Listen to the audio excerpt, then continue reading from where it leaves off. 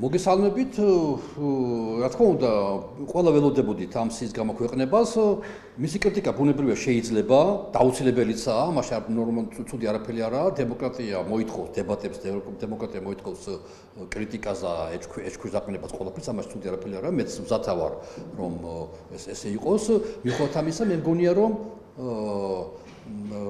კარგია რომ გამოქვეყნდა. იმიტომ რომ რაღაც პროცესები დაიწყო. ჯერ ისეთი არ ვთანხმები მოსაზრებას, რომ მხოლოდ აფხაზური გვარებია. არა, იქ არის ოსური გვარებიც.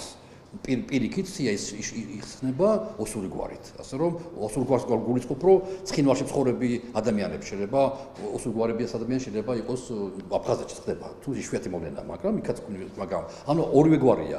ნამდვილად არ არის, რაც მე ვნახე სია წავიკითხე მეტნაკლები და დაწურლებით და იმ იმედით, რომ რაღაცა მეც მესმის ამ სფეროში, ნამდვილად არავინ არ მინახია რუსეთის მოქალაქე. შეიძლება არის ვინ რომელიმე აფხაზი ეროვნების, რომელიც რუსეთის მოქალაქეობა აქვს. ამას შეიძლება ყველას კი იყოს ასეთი. ან თუ ჩვენ ასე ვეძებთ, თუ ფორმალურად ვეძებთ რუსეთის მოქალაქეს, შეიძლება უმრავლესობა აღმოჩნდეს რუსეთის მოქალაქე, იმიტომ რომ მოგეხსენებათ, როგორც ცხინვალში, ისე სოხუმში, ყველას აქვს რუსული მოქალაქეობა. მაგრამ აი რუსეთში მცხოვრები ჩინოვნიკი იქ არ არის.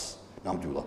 კარგია თუ ცუდია, სხვა საკითხია. მე ვერ გამამტყუნებ ვერავის და ვერ შევაქებ, იმიტომ რომ მაშინ უნდა ვთხოვოთ, უნდა ვიცოდეთ რა პრინციპით იყო შედგენილი. იქნებ მართლაც და არ არსებობს არავითარი საფუძველი, რომელიმე რუს ჩინოვნიკს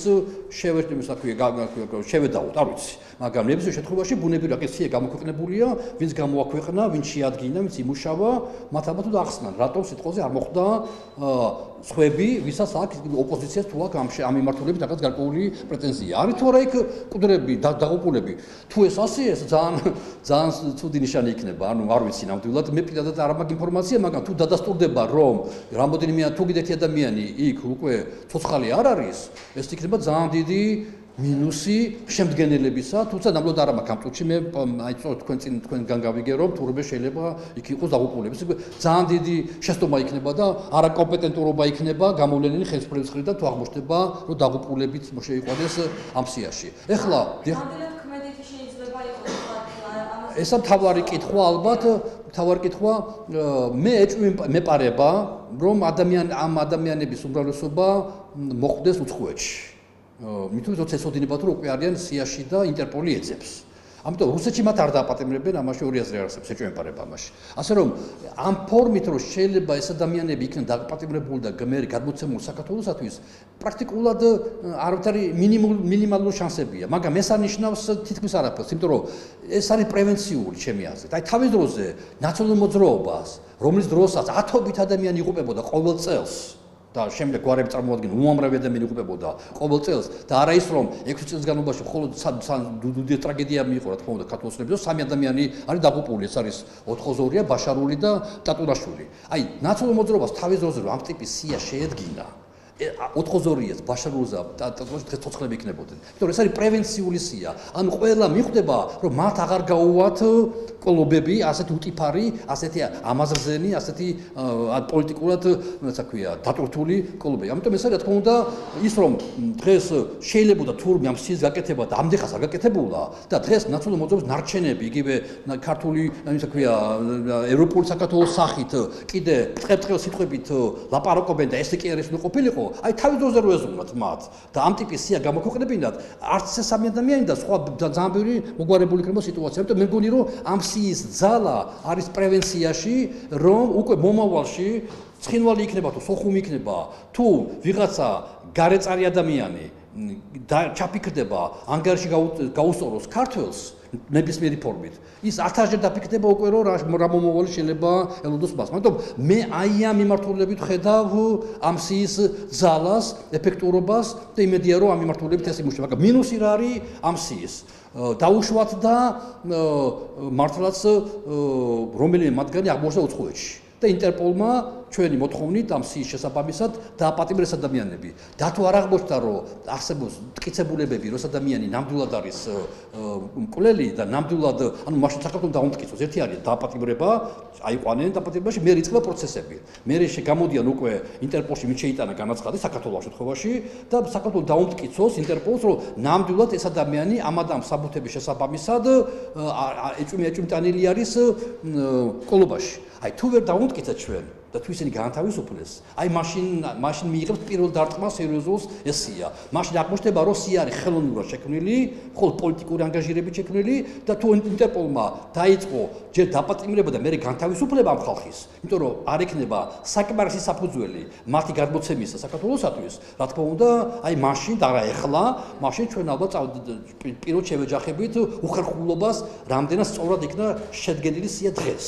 ხალხსრულებას რაც შეეხება სამსამინისტროს ეკისრება როგორც საგარეოს შსს და იუსტიციას. რამდენად მნიშვნელოვანია მათი კოორდინირება და ეფექტურად მუშაობა, რომ აი თუნდაც ამ გამოწვევის წინაშე არ აღმოჩნდეს თუ გადმოხსნეს და შემდგომ არგუმენტები არ შეიძლება არ გადმოხსენ, ანუ თუ აიყვანეს და მე არ გადმოხსეს და გაუშვეს, განთავისუფლეს, ხო? ეს იქნება, აი ჩვენ ამის მაგალითები ბევრი გვაქვს, მაგალითად რომელიღაც ჩვენ ჩინოვნიკები ნაცნობ მოძრაობიდან თავიდანვე დააპატიმრეს საბერძნეთში, აღარ მახსოვს, ახალაია არ ვიცი რა მეგობრები, არა, ახალაია, ხო, და მე გაუშვეს, ხო? არა და ყველა ვიცით, რომ რამდენად ეს ადამიანი სისხლში გასული ხელები, მაგრამ ვერ დაუმტკიცა ვერანაირად საქართველოს იმდროინდელმა პროკურატურამ წით იმას აქვია ინტერპოლს, რომ ეს ადამიანი ამ ადამიანს სისხლში გასული ხელები და გაათავისუფლეს და ჩემი აზრით დამნაშავე ადამიანი, ეს ჩემი მოსაზრება როგორც პირადი კერძო ადამიანის თავისუფალია. ასე რომ არა გამორიცხული თუ ესე მომზადებულია როგორც ახალაია საქმეები, არა გამორიცხული რომ მოხდეს ამ ხალხის, ამიტომ მე ამის მეშინია.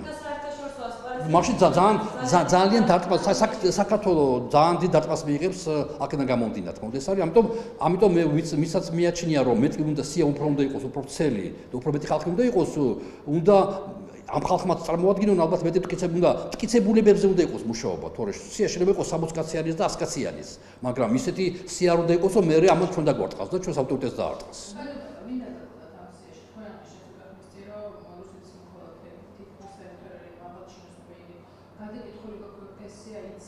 ხო.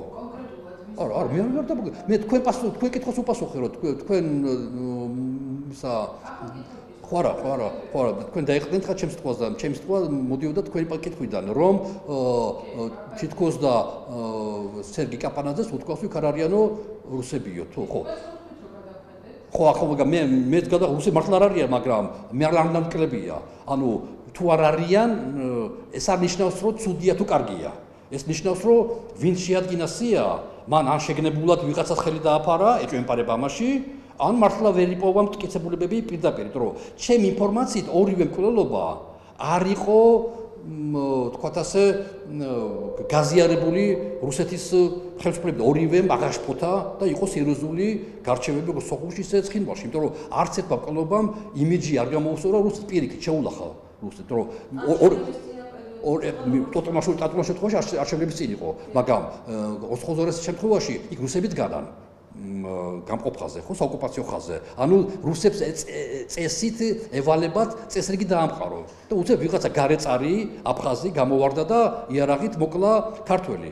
პასუხისმგებლობა რუსებს ეკუთვნის ბუნებრივია. ალბათ უნდა ეკუთვნოდეს პასუხისმგებლობა იმ რუს ოფიცერს, ვინც მაშინ მორიგეობდა. ალბათ. აი თუ ასე მე გვარი არ ვიცი, სახელი არ ვიცი, მაგრამ ამის გამოძიება არ იქნებოდა რთული, რომ თუ ჩვენ ვიცით, რომ უკანონო შეთანხმებებს მოეწერა ხელი სოხუმსა და მოსკოვს შორის, სადაც რუსეთმა ამ უკანონო ხელშეკრულების საფუძველზე თავისთავზე აიღო ვალდებულება წესრიგი დაამყაროს საოკუპაციო ხაზის გასწვრივ. ეს არის უკანონობა, ეს ეწინააღმდეგება საერთაშორისო სამართალს, ეს ეწინააღმდეგება საქართველოს კანონმდებლობას, მაგრამ ეს არის რუსეთის ვალდებულება. მან აიღო ეს ფორმალურად, ხო? კეთილინები და შეასრულეს ვალდებულება. როგორ ხდება, რომ შენი ვალდებულების ფარგლებში, შენი საოკუპაციო, თქვათ ასე, ვალდებულების ფარგლებში ამ ტერიტორიაზე ერთი ადამიანი კლავს მეორეს. ვინც არ უნდა იყოს ის, ან ერთი ან მეორე. შენ აგებ ამაზე პასუხს, თუ არ აგებ ამაზე პასუხს. აი თქო უნდა ამ მიმართულებით რუსეთის პასუხისმგებლობა მატულობს, სერიოზულია და მაშინ ჩემი აზრით აქ უნდა ყოფილიყო რუსეთის იმ საგუშაგოს ხელმძღვანელობა, ვინც უშუალოდ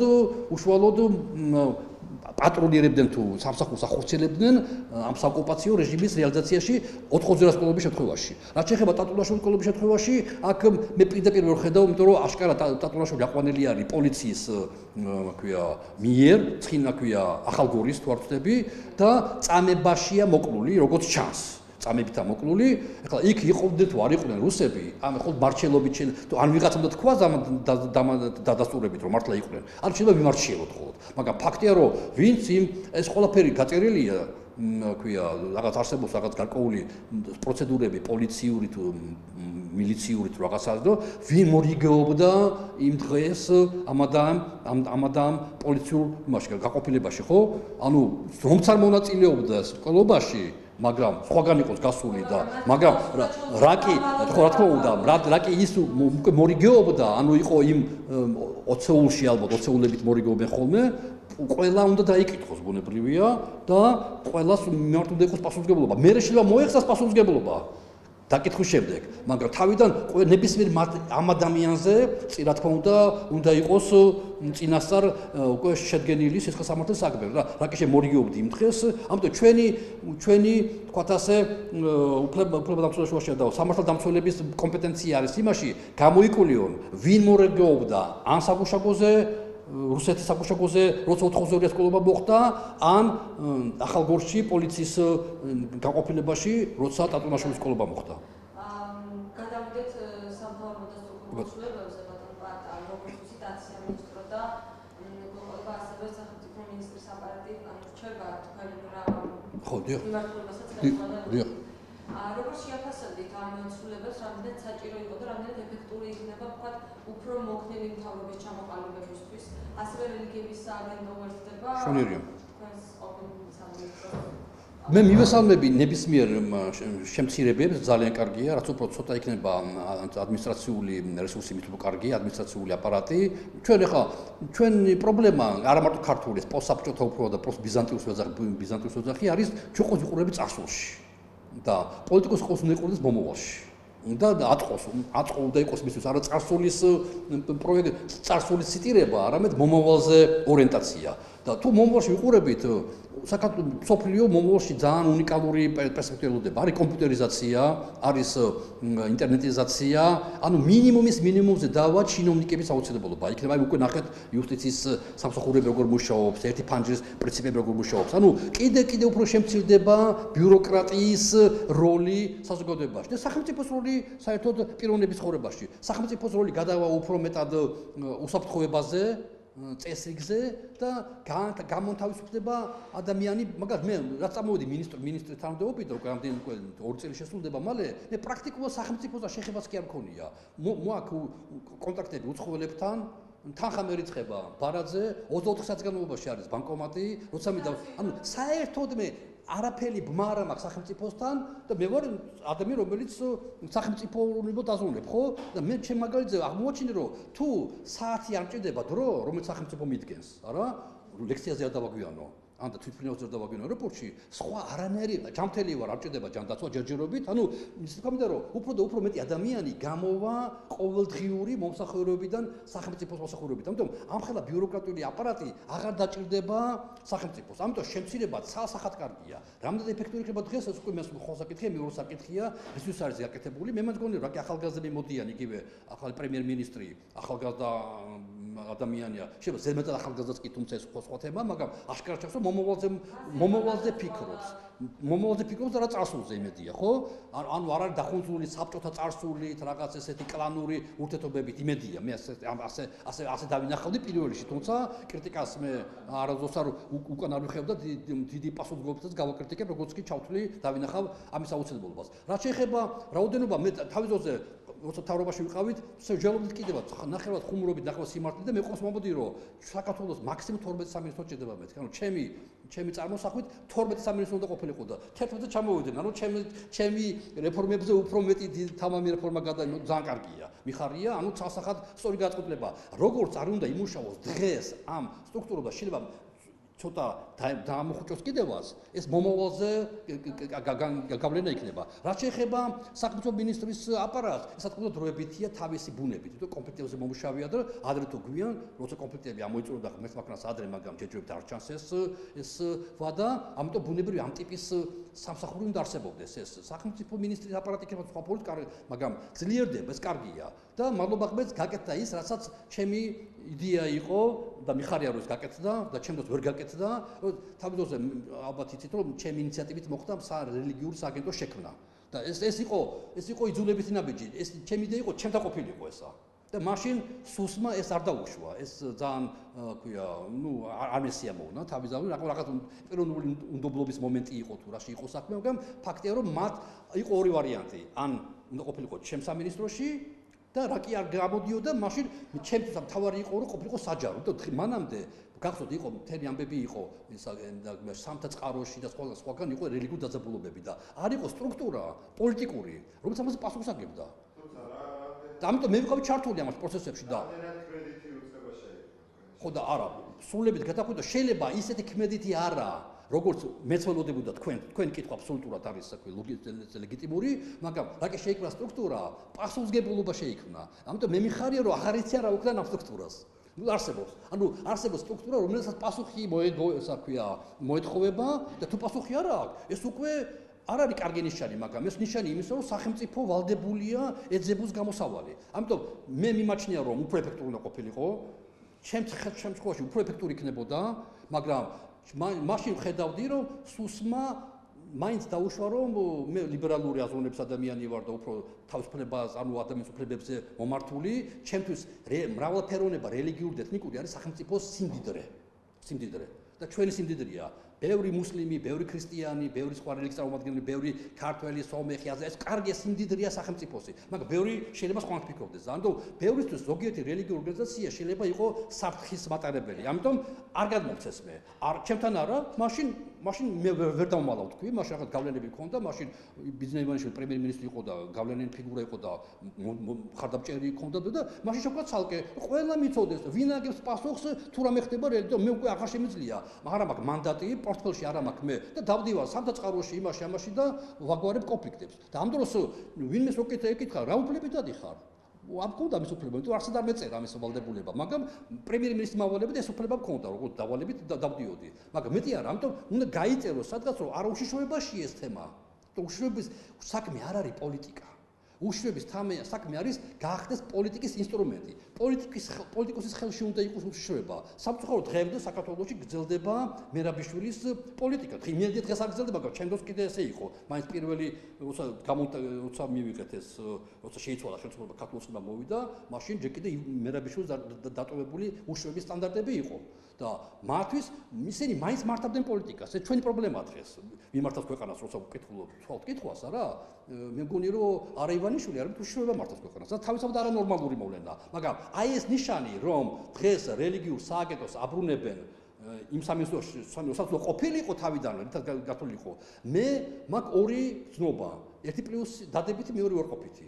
დადებით ის, რომ როგორც იქნა უშიშროება მიხვდა, რომ ეს უნდა იყოს სამოქალაქო სექტორში და ეს უნდა იყოს პოლიტიკის სფეროში, ეს არის კარგი, მაგრამ მეორე ცუდი.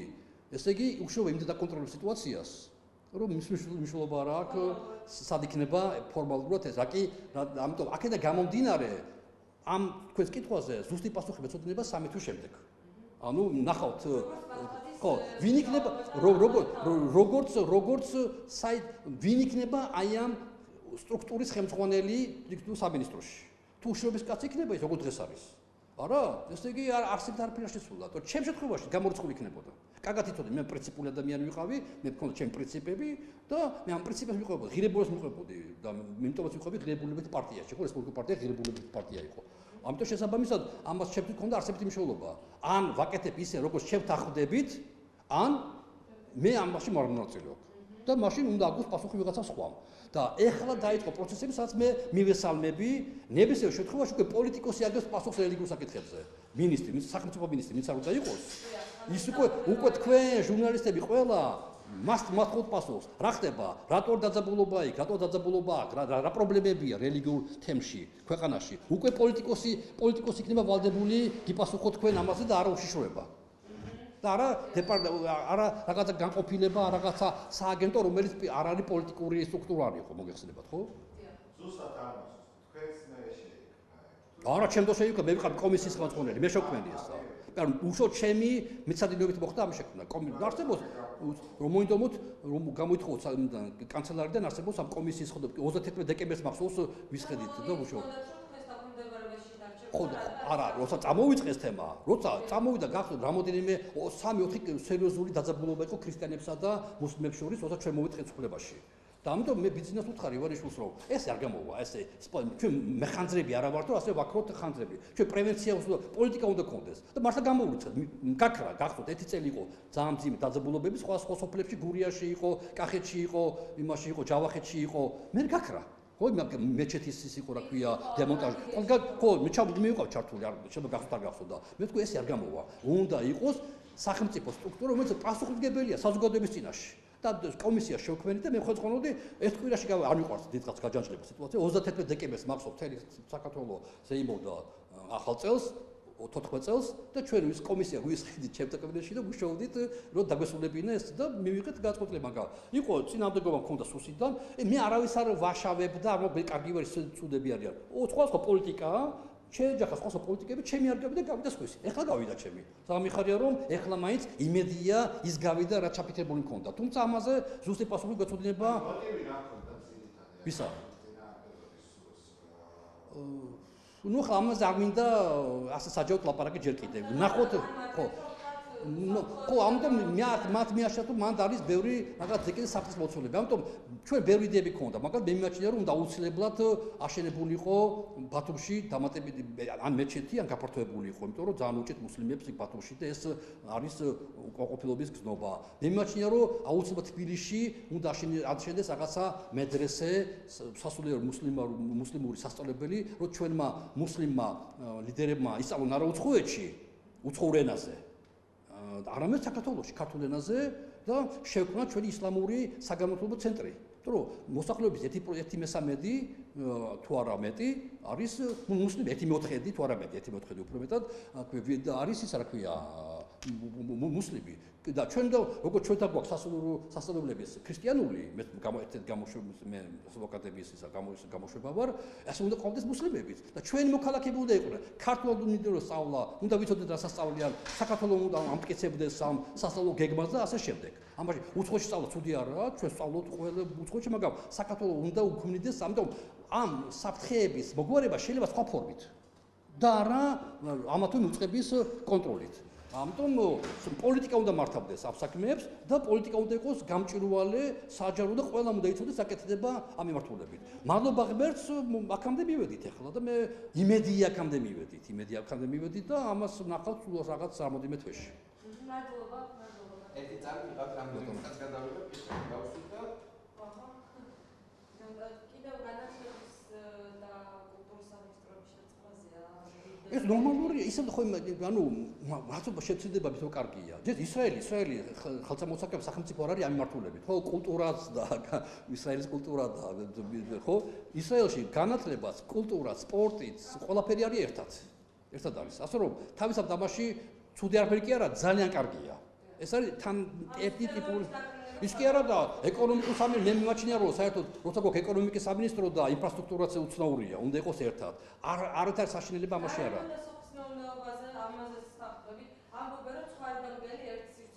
არა, ძალიან ლამაზი ფრაზა, მაგრამ ფაზა არ მეტყოლებს. თუ სახელმწიფოს აქვს პოლიტიკა ბუნების დაცვის, არა, იმას დაიცავს ნებისმიერი სოფლიდანაც და თუ არა აქვს პოლიტიკა, რაც უნდა შეკრება საკითხ სამინისტრო, ამ პარაფილი არ უშუალებს ამას. ამიტომ გარემოს დაცვა არის ისე როგორც სხვა მიმართულებები. არის ნება და არა სამინისტრო. ხო და არ უნდა იყოს, ამიტომ პირიქითა ამ შემთხვევაში გარემოს დაცვა გავლენას მოახდენს სოფლის მეურნეობაზე. პესტიციდები, უამრავ რაღაცები. საქართველოს სოფლის მეურნეობის გამოსავალი არის სწორედ სოფლის მეურნეობაში. სოფლიო ყველგან აწარმოებენ უკვე პროდუქციას ძალიან გადამეტებითად. ჩვენ შეგვიძლია უნიკალური ნიშა ვიპოვოთ. ეკოლოგიურად სუფთა პროდუქცია და გავყიდოთ აი ამ არაბულ ქვეყნებში, აზიაში, სადაც უდაბნო და სადაც სიცხე მეტია და ანუ ჩვენ გვაქვს უნიკალური ადგილი, რათა აი მართლაც ვიმუშაოთ.